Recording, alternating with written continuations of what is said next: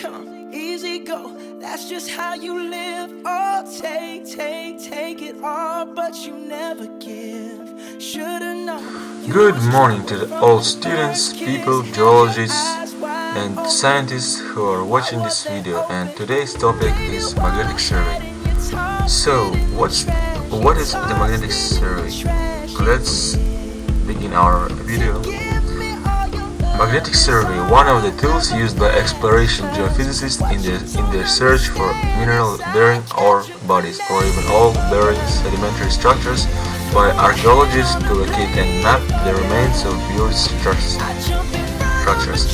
The essential feature is the measurement of the magnetic field intensity and sometimes the magnetic inclination or dip and declination, departure from geographic nodes, and several stations. So, actually we have a magnetic field of an Earth, and it's not constant at every point of Earth, and it's changing in every point of Earth. So if we want to find the value of the magnetic gradient field of the Earth in a point that we want to know, we should use the magnetic survey. Second slide. Steps in magnetic survey.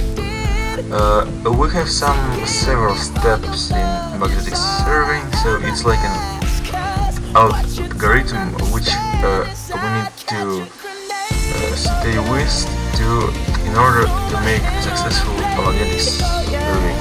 So the first step is, if the object of the survey is to make a rapid reconnaissance of an area, a magnetic intensity profile is made only over the target area.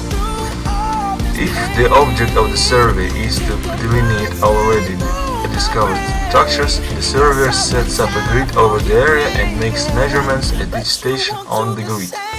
So, if we want to delineate already discovered structures, so if we know that the structures which we're measuring are already discovered, the surveyor, so it's us, sets up a grid. So we're making a grid over the area that we are measuring and making measurements at several stations, or kind of each stations on the grid. It's made to fulfill the measurements on this area. And the last step is the corrected data is then entered on a scale drawing of the grid, and contour lines are drawn between points of equal intensity to give a magnetic map of the target area that may clearly indicate the size and extent of the anomalous body. It means that if we will know the data of the magnetic gradient field of the structure of the underlying body, we can actually indicate the size and extension of the anomalous body, which is very useful in our surveying. On this slide we have a surveyor conducting the magnetic survey with a cesium vapor magnetometer of an archaeological site.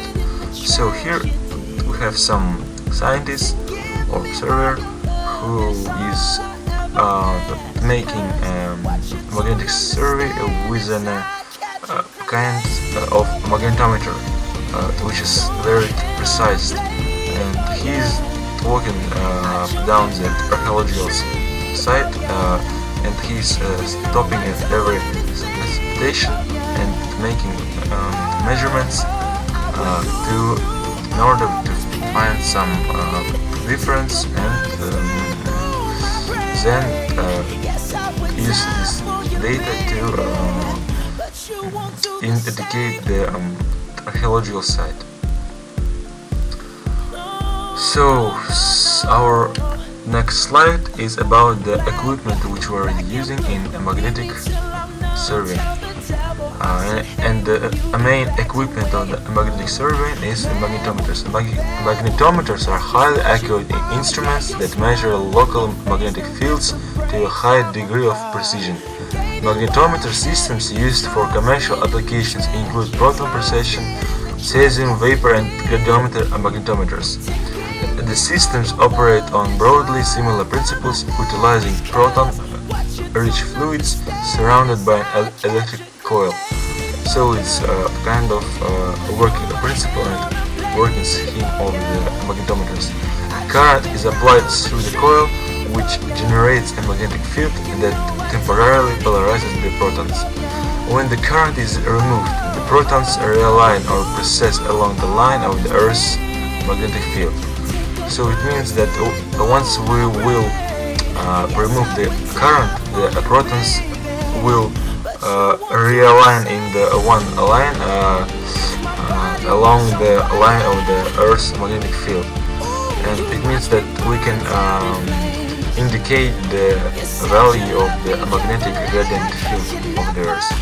The proton precession produces a small but measurable electric current in the coil at the frequency proportional to the magnetic field intensity. So it's the brief explanation how magnetometers work and how they can show us the value of the magnetic anomalies. Second type of equipment in the magnetic survey is the radiometers, and the main difference between them is just the radiometers are less useful for geological tasks, but if we want to measure the values of the magnetic gradient anomalies of the structures of the bodies, we should use radiometers because they are more precise in that kind of operations. And if we want to just use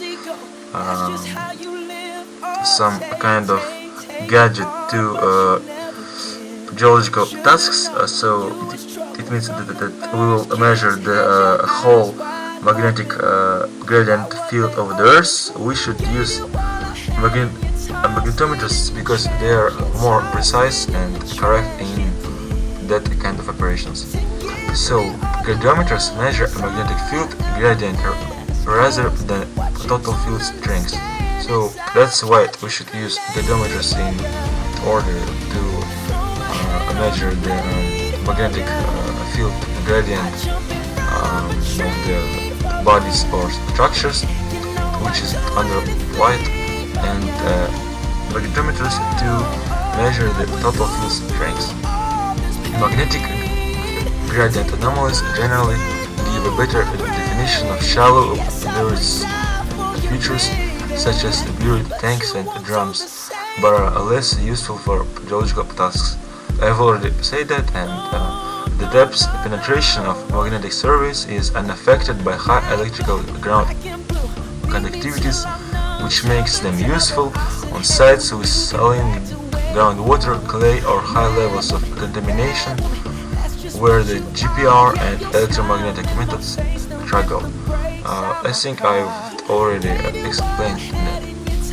Next slide. And here we have a surveyor who is locating a mine shafts with a vertical field gradiometer. So the gadget which he is holding in his left hand is not the magnetometer but gradiometer, and it means that he is possibly know the thing which he is measuring, and it means that he wants to measure the magnetic field gradient of the underlying structure or the directional body. And here we have a line. Along this line he is making some stops after the same intervals and making measurements, and it's called the citations. This is how we do the magnetic survey. Data acquisition and processing. Data acquisition for magnetic surveys involves taking a series of point readings at regular intervals on the survey grid. I've already told that 5 seconds ago. The spacing between grid lines and reading station is dependent upon the application. Generally, smaller targets require higher resolution surveys and denser survey grids. It means that the smaller targets, objects, structures, bodies are required of high resolutional measurements, in difference with the big bodies, which are producing the big anomalies and can be measured with the just simple gradometers or magnetometers. Modern cesium vapor magnetometers and gradometers are more sophisticated, allowing data to be collected either in a continuous mode or as a set of point readings. Now, processing. Data is stored digitally on site and later downloaded onto a personal computer for post-survey processing and interpretation. So once the measurements are made, we are uploading the data on the personal computer and using some software processing this data and making magnetic interpretation. Various interpretation techniques are applied to the data using specialist interactive software to identify the target anomalies. A combination of contouring and color shading is used to highlight anomaly patterns.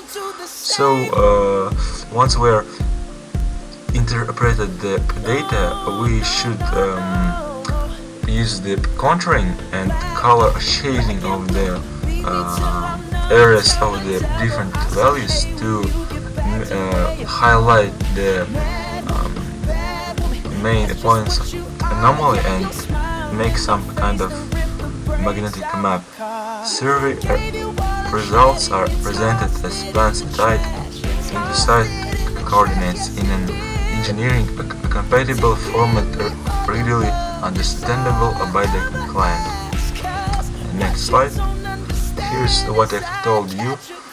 Here we have an example of horizontal magnetic field map. So now we're going to go to our last slide using applications. So the applications of the magnetic survey is so much that I've actually just put it on the list, the main of them. It's the finding buried tanks and waste drums, detecting iron and steel obstructions, locating unmarked mine shafts, accurately mapping archaeological features, mapping basic igneous intrusives and faults, evaluating the size and shape of four bodies. During our old video, I've already told you about majority of them, so it shouldn't surprise you that the magnetic survey is appearing in all kinds of operations and surveying, and without it we couldn't have so improvement in geology and its branches. So thank you guys for your attention. Hope you liked this video and subscribe on the link below.